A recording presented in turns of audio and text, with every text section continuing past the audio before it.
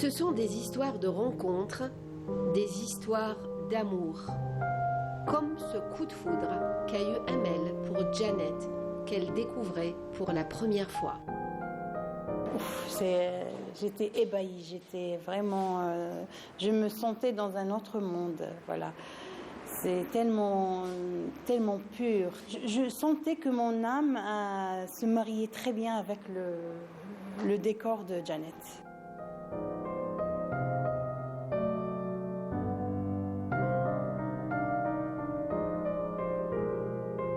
Janet, c'est le paradis. Janet, c'est extraordinaire. Janet, c'est pas la lumière, parce qu'en fait, des fois, vous arrivez, c'est le sable. C'est beaucoup plus un calme du désert. Voilà, il y a un calme.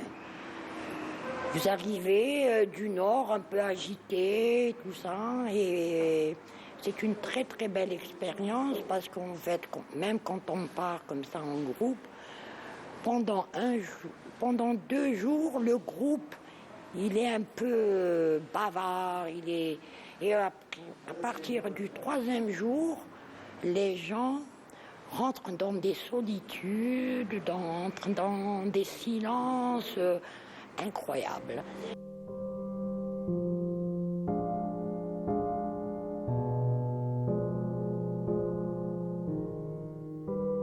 C'était la première fois aussi et c'était magnifique. Je me suis sentie dans une autre atmosphère, donc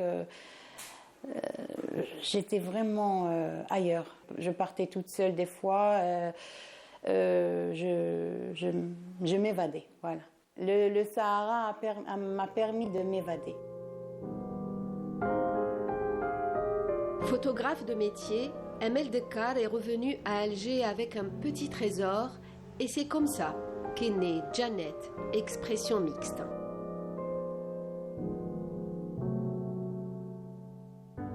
Bon, cette exposition, c'est un coup de hasard. Je passais chaque fois à la fondation et Camille Asla il m'a proposé de faire une expo. Je lui ai proposé Janet, l'exposition Janet. Je ne cherchais même pas un autre titre pour la thématique.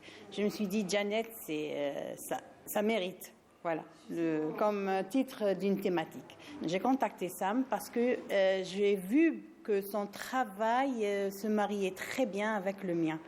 Et j'aime très bien son travail, j'aime beaucoup son travail. C'est un très bon designer et c'est un très bon sculpteur aussi.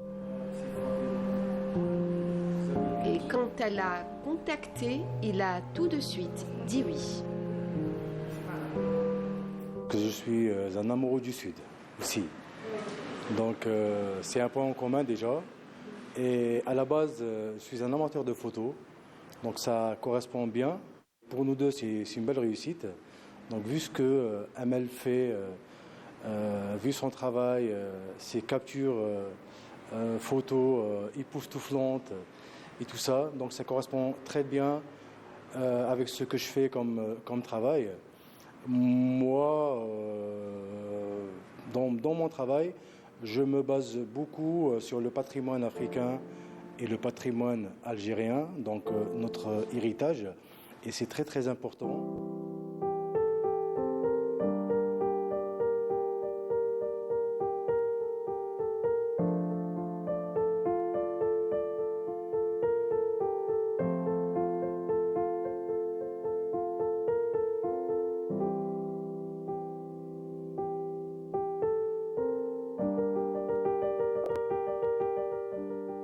C'est une très très très belle idée d'avoir pu combiner un peu l'art de la photo et cet artisanat. C'est un duo, Hitler dans une inspiration commune qui est le Sahara. Et on voit bien la couleur et la profondeur du travail, comme dans les sculptures de Sam et les photographies.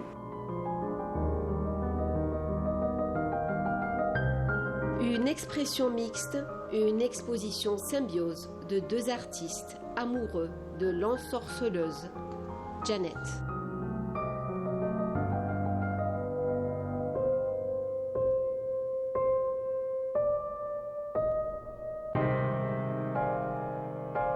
Cette magnifique photo de Amel Descartes dans ce précieux encadrement en bois de cèdre de Sambé Créa trône à l'entrée de la galerie comme une signature de l'exposition.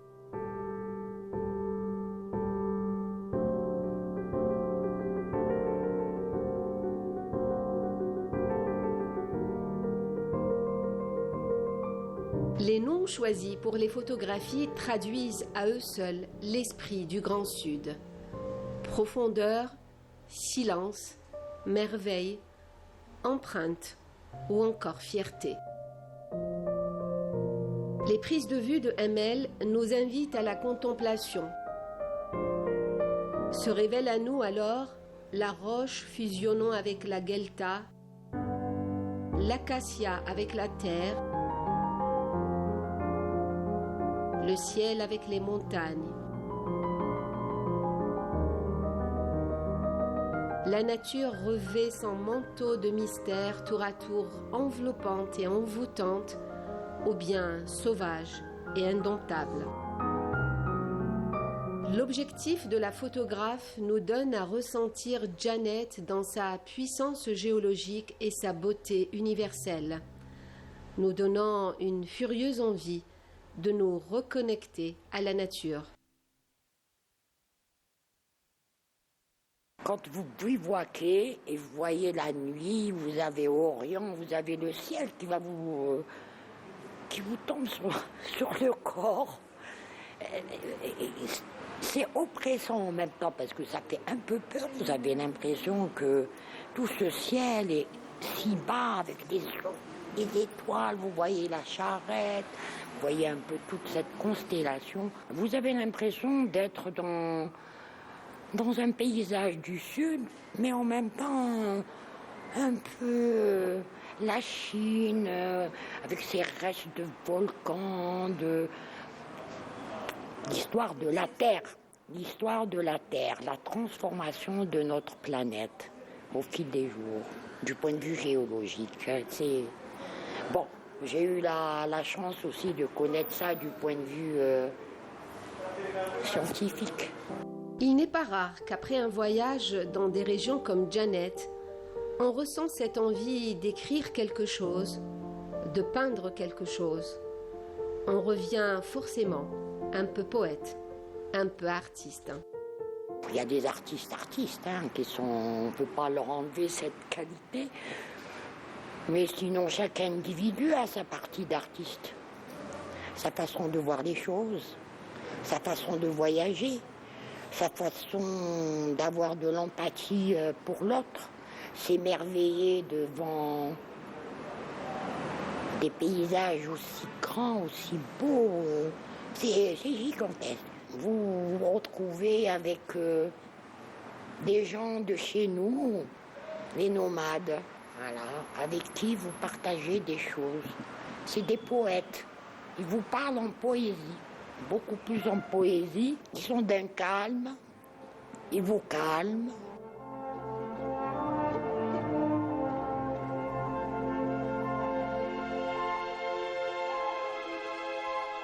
Les photos sont merveilleuses, elles me rappellent mon voyage à Janet, elles sont magnifiques.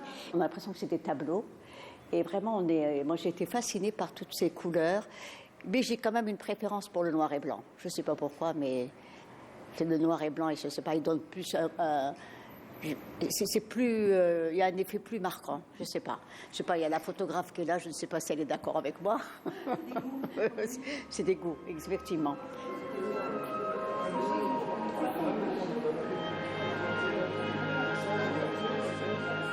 On se sent dans une liberté totale. On sent que c'est le Sahara. Et les couleurs, justement, qui est extraordinaire. Moi, je suis captivé par le portrait plutôt. Dans le travail de l'artiste, il y a une grande sensibilité dans la profondeur. Moi, je suis plus penché dans le noir et blanc, comme dans mon travail. Et dans la majorité des portraits, je ressens une grande profondeur, une grande sagesse.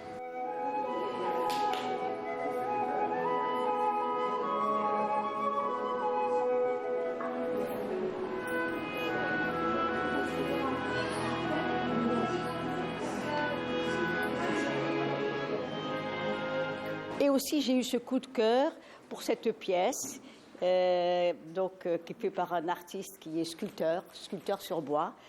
Je suis venue justement pour m'acquérir de cette pièce. C'est vrai qu'on a l'embarras du choix. Tout est beau, tout est magnifique. Regardez cette lampe, qui est une pièce unique. Regardez. Et voilà, donc je suis venue pour acheter cette sarfa. À mi-chemin entre l'art, l'artisanat et le design, Sam semble bousculer les codes, réinvente la forme du bol, de la sarfa, pour en faire une œuvre d'art. Je tiens la balance. Donc, je suis entre l'art et l'artisanat. Donc, j'ai une main dans l'art, une main donc, dans l'artisanat. Et c'est un équilibre pour moi.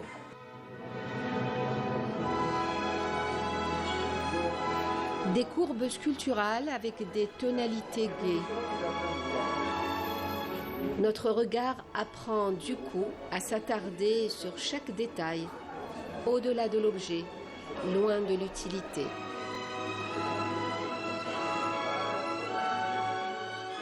Le cèdre, mais oui, écoutez, il se raréfie malheureusement. Choisir des sculptures sur bois, c'est courageux.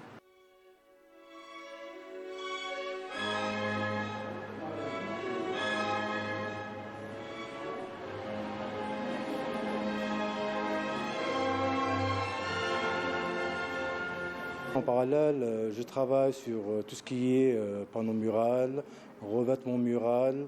Je travaille sur le mobilier, sur la pièce unique.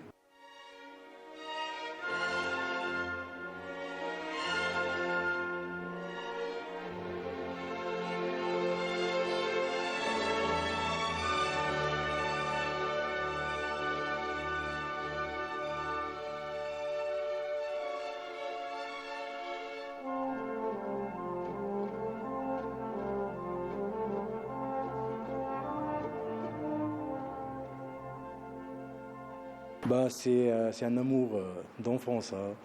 Donc ça remonte, j'avais 10 ans, 11 ans, hein, et j'ai commencé à faire un petit voilier, donc j'étais très très jeune. Donc c'est là où ça a commencé, l'amour du bois. Avec mon père, on faisait de la randonnée, donc il m'a fait découvrir la nature, donc la montagne, la forêt, et la mer et la pêche aussi.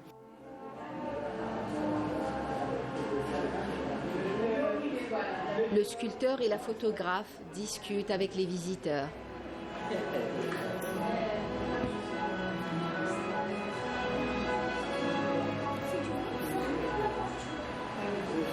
La petite Farah découvre avec la curiosité de ses 9 ans l'exposition avec ses grands-parents. Elle aime beaucoup le dessin, donc il est déjà dans l'atelier de dessin pour enfants.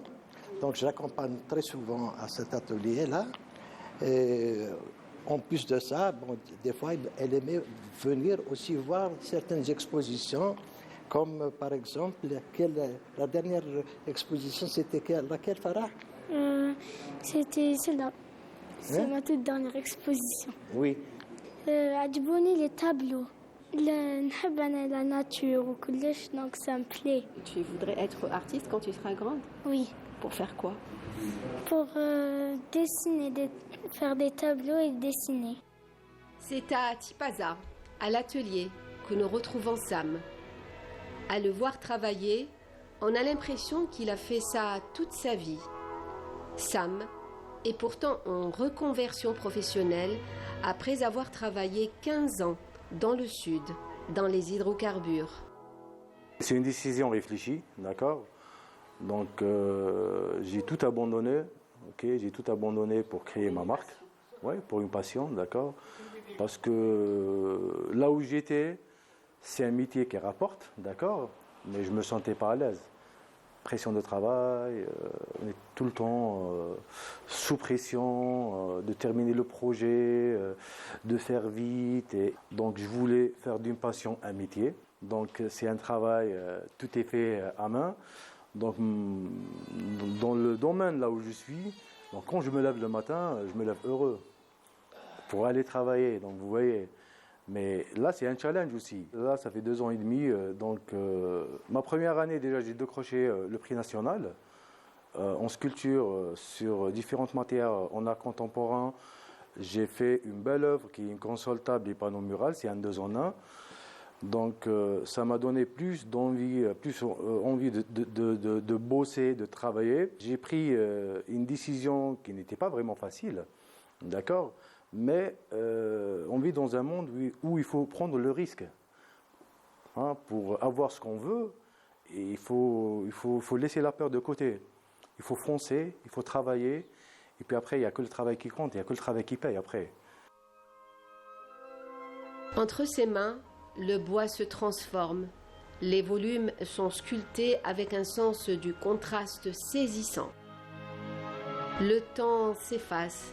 Sam peut passer des heures entières dans son atelier sans jamais se lasser, entretenant un rapport particulier avec ses outils, avec la matière. Moi, je suis quelqu'un de très très ordonné, d'accord. Et l'outillage, il est très très important. Donc il y a des outils qui peuvent nous accompagner toute une vie, d'accord. Il faut prendre soin et il faut choisir aussi les outils selon le type de métal aussi. La matière, elle est très très importante. Hein. Donc il y a une variété de matières sur laquelle je peux travailler, d'accord. Et pour créer un certain contraste, un peu de couleur. De la couleur. Et comment échapper au bleu quand on vit à Tipaza? J'ai toujours apprécié le vieux port parce que Hamd el Qdima était juste à côté et c'est là où j'ai commencé mes premiers pas, enfin on va dire, de nager aussi jeune, hein, à l'âge de 3 ans, 4 ans, et commencer à pêcher à l'âge de 6 ans, 7 ans.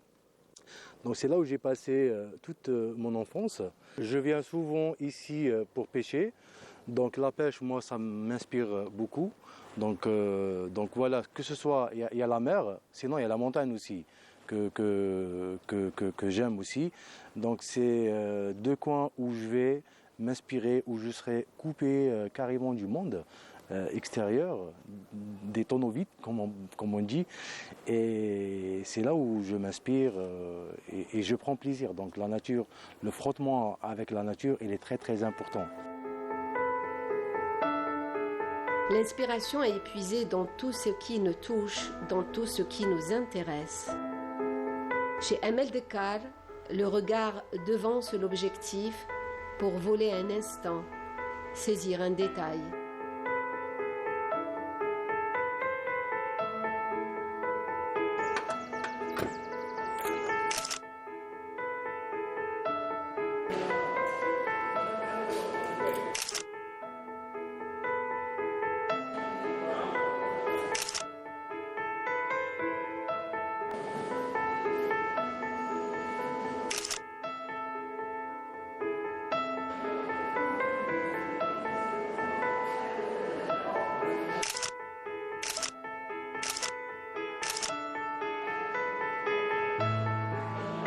La photographe a développé depuis quelque temps une passion pour l'architecture. Au début, je passais comme ça, je ne me remarquais jamais, je n'ai jamais remarqué ni les bâtiments, ni le style, ni rien du tout. Mais à la période du Covid, il n'y avait ni transport, ni rien du tout. Et là, j'étais obligée de marcher, hein, du ruisseau jusqu'à la grande poste, des fois jusqu'à Hassah Choueda, Babloued. Donc, j'ai commencé à remarquer. J'ai commencé à remarquer les différents styles, les détails, tout ce qui touche à l'architecture.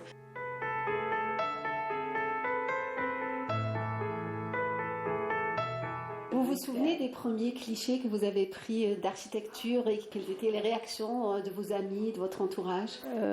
Moi, c'était à Audin. Je me suis intéressée à l'intérieur, donc le hall, les escaliers. Et là, je suis tombée sur les carreaux de ciment. Ah, les carreaux de ciment, tout le monde me connaît sur ça. Donc, je chasse les carreaux de ciment. Et là, j'ai commencé à prendre les détails, la ferronnerie, la boiserie, la faïence, tout ce qui touche à l'architecture, aux détails de l'architecture. L'œil de la photographe scrute les détails de l'architecture, mais aussi les mains, les gestes des artistes et des artisans. Ce matin de mars, nous la retrouvons chez Hania Barket. Une amitié et des passions communes lient les deux femmes. Je suis vraiment époustouflée par son travail. Elle sait vraiment prendre le temps de prendre des photos qui reflètent quelque chose. En fait, on arrive à lire aussi à travers les photos de Amel l'histoire des personnages, peut-être là, des personnes qui sont prises en photo, peut-être si elle prend la nature aussi, c'est des moments précis. On arrive à lire toute une poésie derrière ces photos. J'ai vu son travail sur Facebook et j'ai vu qu'elle récupérait, elle faisait de la récup et elle faisait de l'artisanat. C'est le dessin sur bois.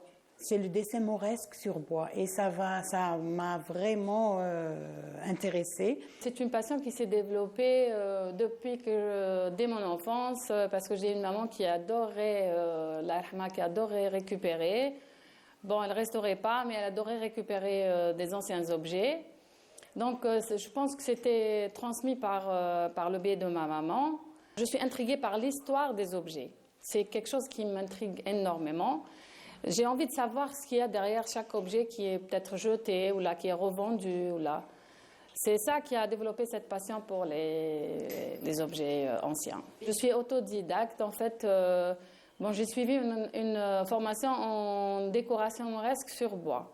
Mais pour la restauration, j'ai regardé beaucoup de tutos sur Internet, pas sur le dessin. C'est juste comment récupérer un meuble ancien. Et puis, j'ai commencé à faire ça, à mettre ça en pratique. De fil en aiguille, on apprend, et on apprend toujours d'ailleurs. C'est comme ça que j'ai appris un petit peu à restaurer les anciens objets. On a une histoire ancienne qui est comme ça, qui continue et qui traverse le temps. C'est des objets qui sont tellement bien faits et tellement solides qu'ils perdurent dans le temps et qui résistent quand même à beaucoup de choses.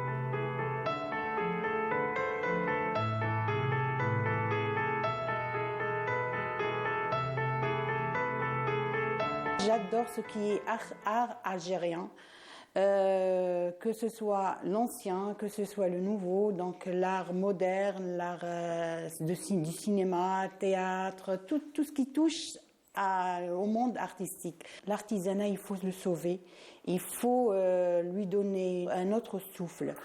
Donc donner de la chance à la nouvelle génération, c'est que j'ai pas envie que cet art disparaisse. Donc j'ai envie de le mettre en évidence et de le garder.